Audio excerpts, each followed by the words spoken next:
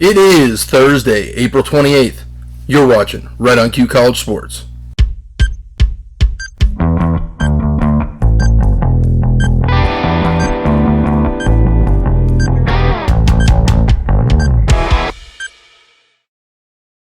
Welcome in. That is right. You are watching Right on Cue College Sports. I'm your host, Tyson Quiller. Today is draft day, and so looking forward to, my wife and I got the invite to watch the draft with Alan Blankers from the Fan Section podcast. I encourage you to check that out, give it a look, give it a like. He does a great job over there. We're going to be watching the draft tonight. It's going to be a fun time.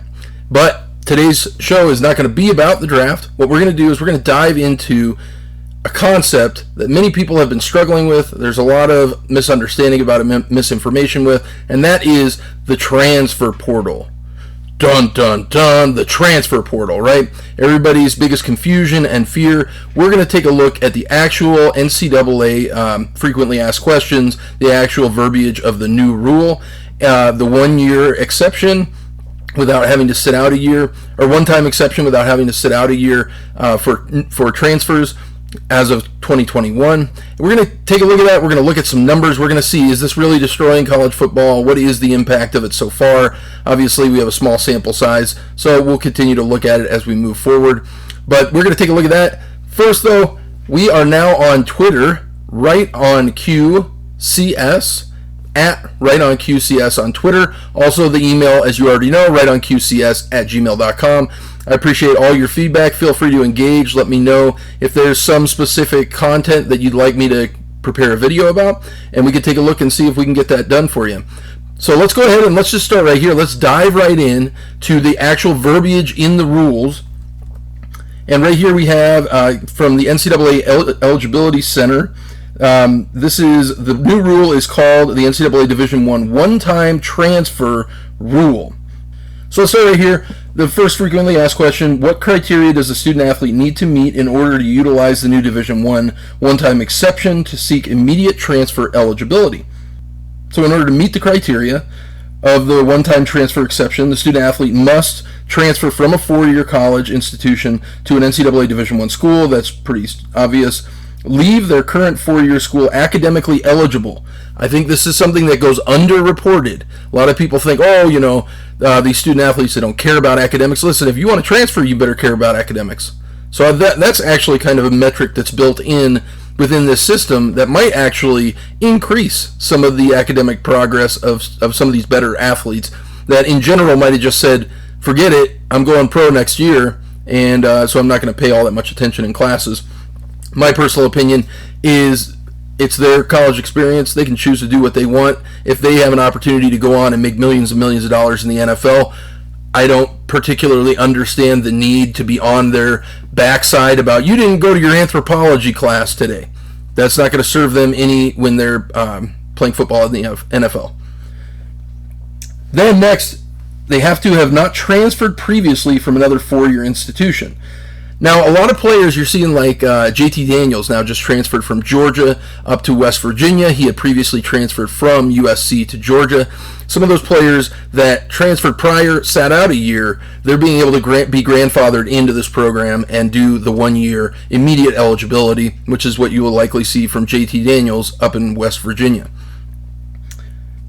And then they also have to certify in writing, along with their new head coach, that they did not have direct or indirect communication with the new school that they're going to be attending's athletic staff prior to entering the Ncaa transfer portal.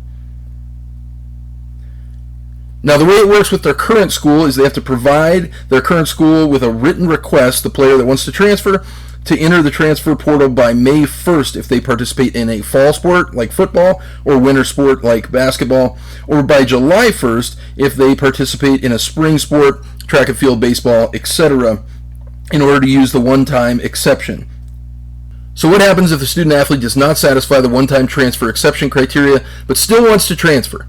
Okay, by the verbiage, the student athlete must attend full-time and complete an academic year of residence at a new Division I school before becoming eligible for competition. Now, this is the way that things used to operate prior to this rule. If you were going to transfer from a Division I school to another Division I school, you had to sit out the next academic or competitive season of that sport, you couldn't play competitively the next season. Now, the idea, obviously, of this was to de-incentivize transfers, effectively becoming kind of like a free agency thing in the NFL. That at least was the idea of this rule. Now, there were always exceptions. So, for example, if your head coach had been fired or moved on to coach somewhere else, you could transfer and be eligible immediately. If, for example, maybe you got cut from the team, you could transfer, become eligible immediately at your new school. Or like in the case of SMU, if there's some like massive NCAA sanctions that came down and hit the program, you could transfer and become eligible immediately. So there were always carve-outs in that way.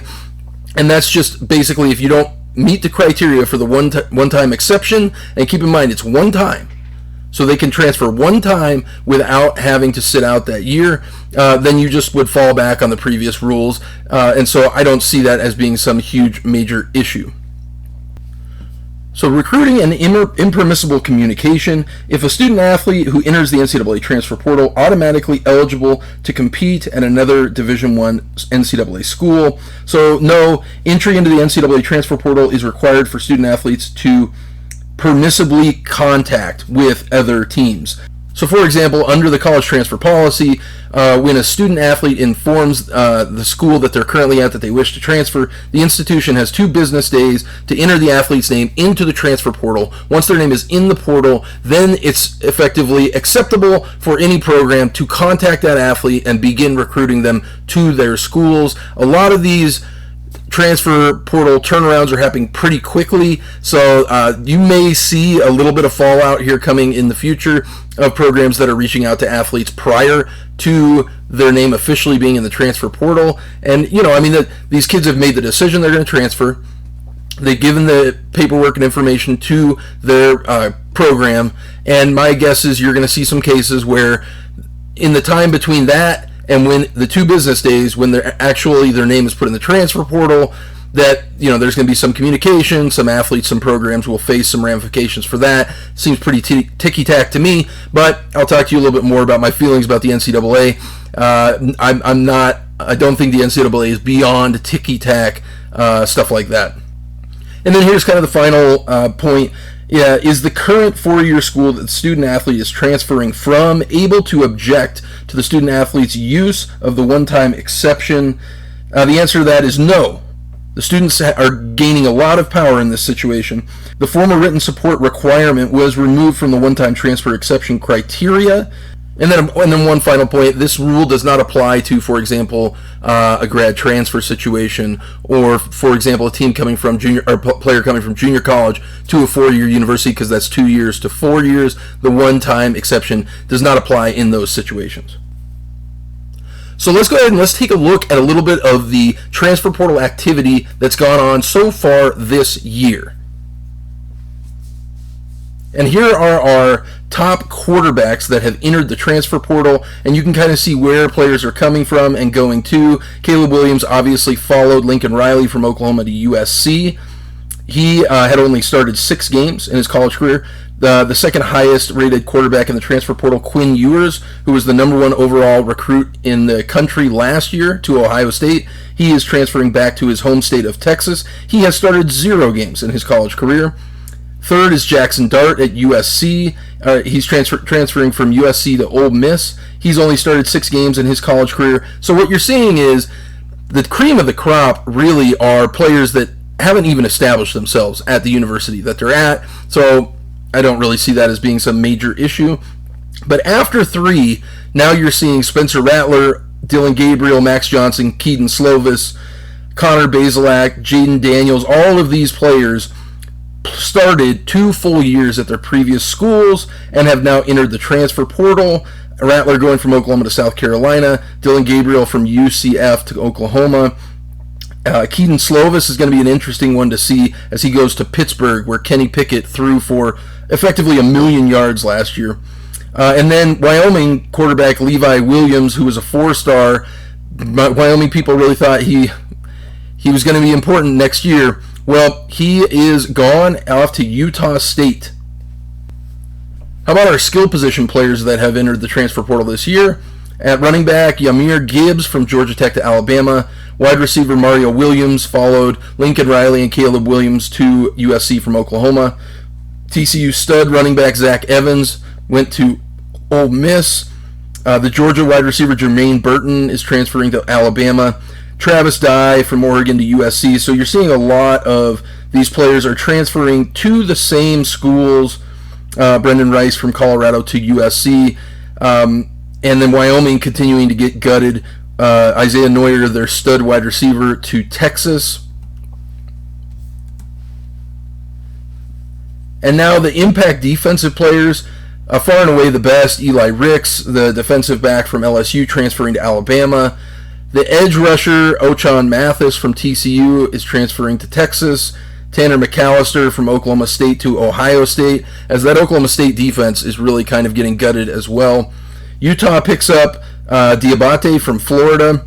The stud safety Brandon Joseph goes from Northwestern to Notre Dame. So you're seeing a lot of movement here. So according to the NCAA fact sheet, in 2020, 587 undergraduate players transferred schools. In 2021, 950 undergraduate players transferred schools. And according to ESPN, this year, 3,600 players have entered the transfer portal. Now, not all of them are leaving, of course, but it will certainly be maybe double the number of players that transferred last year. There are a couple articles here I want you to take a look at. I found them to be very informative and interesting. The first here is Tales from College Football Transfer Portal. Players talk about trying to find the right fit. This is an article written by the ESPN staff, and it details the many reasons why an athlete might transfer. And then an article from kind of the other side of the stream. Numbers show the transfer portal is a very risky move for most college football players. This is an article written by James Parks from Sports Illustrated, and it explains the many negative outcomes that are possible for student athletes in the transfer portal. I would encourage you to read both of these articles. I think both are informative. We are in a situation where progress is occurring in college football on many, many fronts. And you know, everybody's just trying to navigate it as best as we can. But unfortunately, the way our society is, and college football is exactly the same, you have a group of people who are staunch on this side, staunch on that side, and it's like, well, the truth is probably, or the best way forward is probably somewhere in between the two. So I think the Sports Illustrated article is actually maybe the only true argument against the transfer portal that has any claim or any standard. Obviously, there are inherent risks. You take risks when you put your name in the transfer portal. The school that you're at no longer has a requirement to maintain your scholarship beyond that semester, so it's entirely possible that you could go into the transfer portal and then decide you want to come back, and they've already used your scholarship for another player or a recruit, etc. These are concerns. These are risks. These are real things, and I understand that. The answer to that, though, I don't think, is to halt player mobility. These players are on a short leash, a short time frame. They need to prove, in the next 3 to 4 years, whether they're going to make the NFL and make millions of dollars, or they're going to be an assistant coach at a high school, or whatever else they might go on to do. That what they do in these 3-4 years are bigger for them than just the school that they're at. It could be a factor of millions and millions of dollars what they're able to do. And so I think restricting player mobility is not the answer to that. Also, I've got to tell you, there's this concept of, well, the players don't know, they could make mistakes, they could do these things. Listen, I was a Division I track and field athlete, and granted, that was a long time ago, okay? But every year, every sport has their compliance meetings. There's entire offices in every athletic department that is designed for compliance with NCAA rules and regulations. It seems completely feasible and obvious to me that you could make a component of that same meeting being about the requirements and the obligations and basically the best practices when going in the transfer portal. You could also add in a class on NIL. These players would certainly be interested in that, as opposed to the typical compliance where everybody's falling asleep. Maybe many members of the group are a little bit hungover from the previous evening's activities. And so I'm not buying any of those kind of straw man, well, they won't know. Well, there's departments entirely there to serve that purpose. So that's part of it. Now, I will say the argument that has no validity is the argument that, this transfer portal will kill competition. In the final top 10 rankings from 2010 to the present, each year at least 4 teams did not have a single 5-star player on their roster. That's almost half of the teams that finish in the top 10 didn't have a single 5-star player on their roster. What I'm going to try and do here is paint you a picture that it's not always the teams with all the best players that are performing the best in college football. There is basically a handful: Oklahoma, Ohio State, Georgia, Alabama, and Clemson. Those 4 of those 5 are going to be the top 10 every year. We can pretty much bookmark them in. We all know it. We don't, Michigan fans or Texas fans, just hit the brakes for a second. Those are the programs that are always there. Okay, but that leaves 5 or 6 other programs that can make the top 10. A team like Cincinnati makes the playoffs this last year. They've never competed with any of these teams in recruiting. They've never been anywhere close to competing with them in transfer portal activity, and yet they're able to do it. And so the point I'm trying to paint here is that it's not about cobbling together the most talent. Many cases, it's about sort of sustainability. It's about building camaraderie. It's about returning 4 of your 5 offensive linemen, etc. So more than half of the teams that have finished in the top 10 in the last decade did not have a top 10 recruiting class in either of their previous 2 seasons.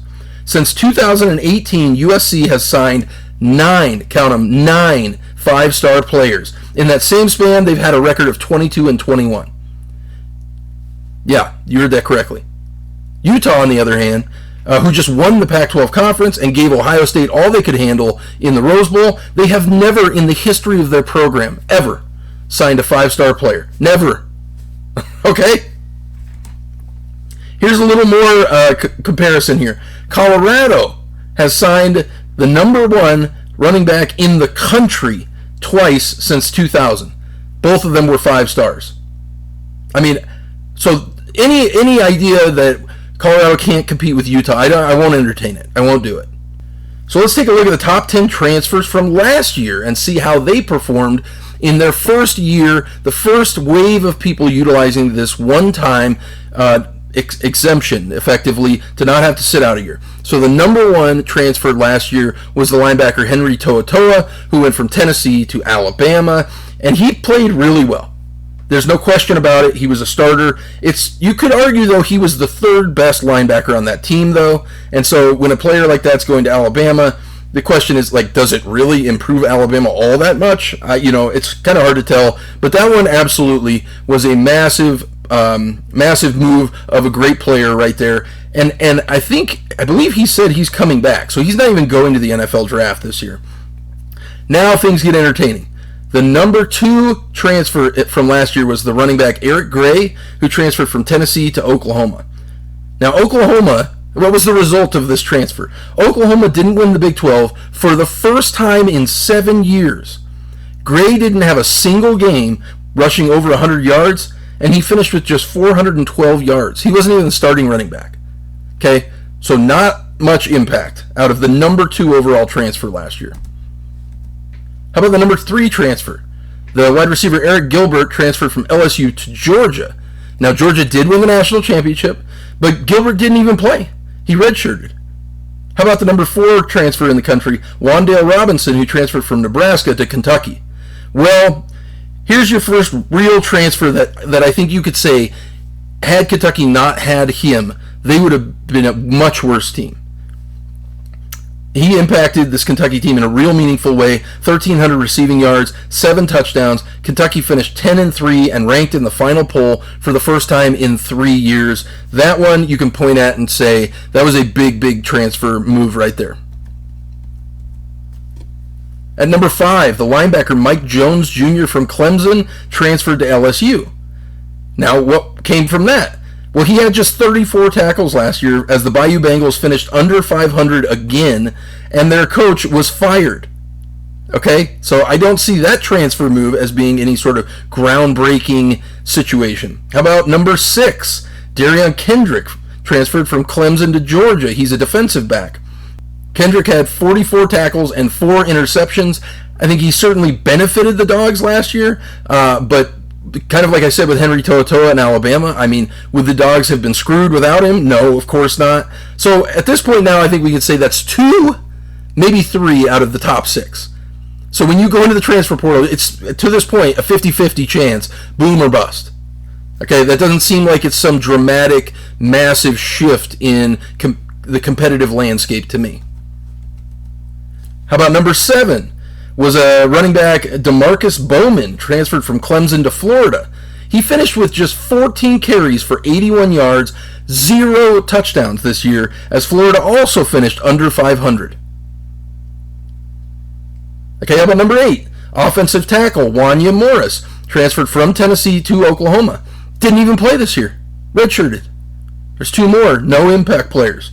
How about number 9? Safety, Tykey Smith from West Virginia, transferred to Georgia. Are you ready? Are you ready? You know what's coming. Just 4 tackles in 2 games played. Complete non-factor. Complete non-factor. And then number 10, the defensive back Tyrique Stevenson from Georgia, transferred to Miami. He had some production, 43 tackles, 1 interception, but the Hurricanes finished just 7-5. So looking at these top 10 transfer players from last year, we're really talking about maybe 4 of them. 4 of the top 10 having any measurable impact on the new team that they go to. And for 2 of those players, it was Georgia and Alabama, which they were going to be in the playoff anyway. So I'm still failing to understand how this is some massive, devastating blow to the competitive landscape of college football. Now you might say, Tyson, it's the quarterback transfers. They have the ball every play, they impact every possession. Okay, let's take a look at some of the top quarterback transfers from last year. Number 1, Mackenzie Milton, 5-star player from 4-star player from UCF, transferred to Florida State. Had a good game against Notre Dame, looked kind of promising. Ultimately, he started just 4 games. He lost every one of those games, and the Seminoles finished just 5-7. How about the number 2 quarterback transfer in the country, Tyler Shook, who transferred from Oregon to Texas Tech. He played in just 4 games as well. The Red Raiders finished just 7-6. How about the number 3 transfer quarterback in the country last year, Charlie Brewer, from Baylor, transferred to Utah. He started the first 3 games, had 3 touchdowns and 3 interceptions before he was benched for Cameron Rising, who we all now know is potentially a dark horse Heisman candidate this year. He went on to lead the Utes to the Pac-12 championship. How about the number 4 quarterback transfer in the country, T.J. Finley, transferred from LSU to Auburn. He started just 3 games when Bo Nix was injured, and the Auburn Tigers finished just 6-7 on the year. Are you sensing a trend? Not a single one of those quarterbacks had any measurable impact on the new team they went to. Not one. So, these are the things I'm thinking about when I hear all this hype and Colin Cowherd and all these people talking about USC, oh, they're a playoff contender. Listen, it is yet to be seen whether Caleb Williams can do anything there. When you combine the fact that he played just 6 games last year, was okay. I mean, better than okay, but he wasn't one of the top 20, 30 quarterbacks in the country last year, in my opinion, production-wise. And then we look at this historical data showing us that transfer quarterbacks don't generally make any marked difference to the team they move to. And on top of that, I've discussed this before, one of the major reasons, probably the most major reason why USC was terrible last year is because of their defense. Terrible defense. They went 4-8. They gave up 60 points to UCLA. I haven't seen any measurable difference in their defense, and so you'll have to pardon me if I'm not getting all excited and on that bandwagon. You heard it here first. USC is going to finish 8-4, maybe 7-5. And with that being said, let's move on to this. We have this news that came down just the other day. Mark Emmert is stepping down as president of the NCAA after 12 years at the helm on June 30th of next year. June 30th of next, what is he, Coach K? You got to announce your retirement more than a year in advance? Why wait? Get out of the way. Move. Seriously, move. In his tenure, he drug his feet and slow-played any resolution to the player compensation issue so long that politicians and judges from the outside had to finally act to resolve the issue, which created a whole nother series of problems, state-to-state rules, what can players do depending on different jurisdictions. These are all problems that were created under his tenure. He completely fumbled the women's basketball tournament issue last year, garnering terrible publicity when the NCAA Committee on Women's Athletics sent a letter to the NCAA publicly addressed to him demanding an independent investigation into disparities at the basketball tournaments. And you might say, hey Tyson, he was hired because he's a great businessman. Oh, is that a fact? He had the opportunity in 2016 to take the NCAA basketball tournament TV rights to market, but instead decided to agree to an extension with the CBS partnership. Don't get me wrong, I love CBS. I think they do a great job. But with mass swaths of the viewing audience bailing on cable TV and moving to streaming services, this mistake is projected to cost the NCAA around $3.5 billion.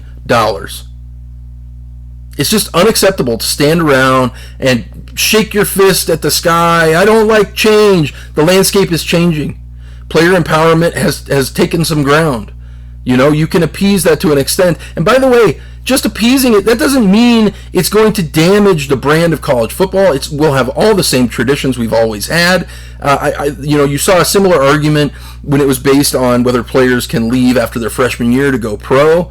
Listen, the college football of the past is past, and I'm sorry, but it has given way to a new, in my opinion, better brand of college football. It's not these rules' fault that the Pac-12 has slid off into oblivion, that USC is 4-8, yet somehow, the same record as Colorado, 4-8, yet somehow comes to Boulder and blows the doors off of the Buffaloes. That ain't anyone else's fault, okay? Carl Durrell, Rick George, get your program in order. Okay, we can't shake our fist at the sky and say it's everyone else's problem. This is happening. We got to get on board. You don't have to get the top recruits. You don't have to get the top transfers. Build a program. Okay, Utah has done it. You have a template. Look to Utah. Let's go.